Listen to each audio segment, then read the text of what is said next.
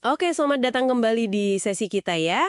Hari ini kita fokus ke elemen terakhir nih dari kekuatan personal dalam negosiasi yang ada di bab 60 materi kita, judulnya kekuatan informasi. Nah, ini sering banget kita dengar kan, informasi adalah kekuatan. Tapi gimana sih cara pakainya biar efektif di meja runding kita kupas tuntas sekarang? Betul, betul. Sering jadi jargon ya, tapi prakteknya itu lumayan tricky. Yang langsung kelihatan dari sumber ini, informasi itu punya dua muka gitu. Bisa jadi jembatan, bisa juga jadi ya alat buat nakut-nakutin.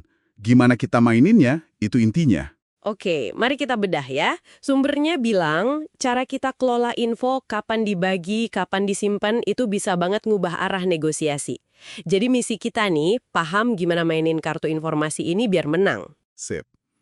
Nah, poin pertama yang menarik soal berbagi informasi.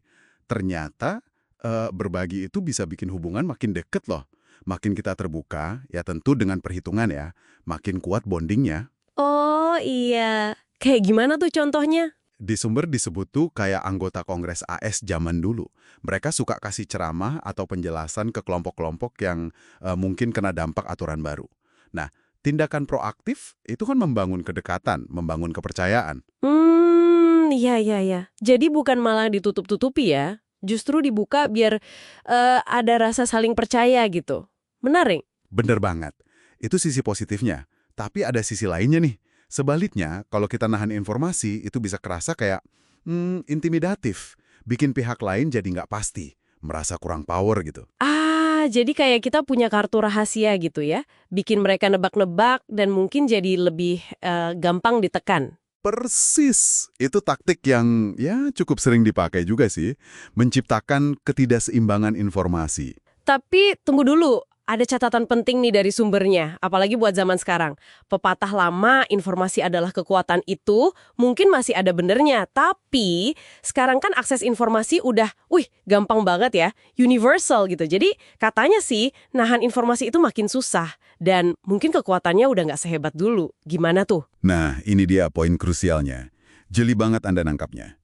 Kekuatan sekarang mungkin udah geser nih. Bukan lagi sekedar punya informasinya, tapi lebih ke gimana kita ngelola, nyajiin, dan ngebentuk narasi dari informasi yang ada. Oh, jadi lebih ke skill presentasi dan framingnya ya? Bukan cuma punya datanya doang? Iya, bisa dibilang gitu. Bagaimana kita mengemasnya itu jadi kunci. Terkait ini, ada tips komunikasi juga di sumbernya. Jangan sampai kita bilang, saya disuruh bos ngomong gini.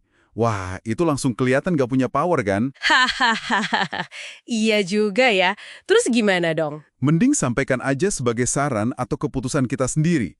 Biarin mereka mikir, kenapa ya dia mutusin gitu? Itu bikin kita kelihatan lebih megang kendali narasinya. Oke, dicatat. Framing itu penting. Terus ada lagi nih situasi yang sering bikin deg-degan. Kalau habis kita kasih proposal, terus pihak sana bilang, oke, kami perlu waktu diskusi internal dulu ya.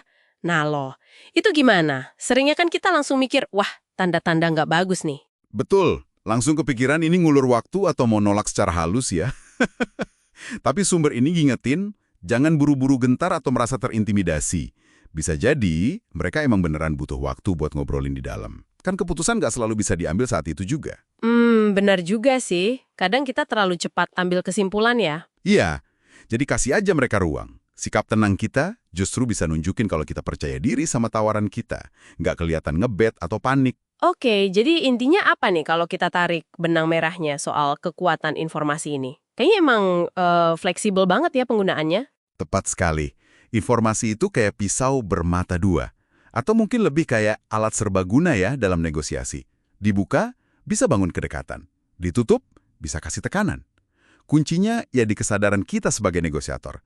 Kapan momen yang pas buat berbagi, kapan perlu ditahan, dan yang krusial, gimana cara kita menyajikannya?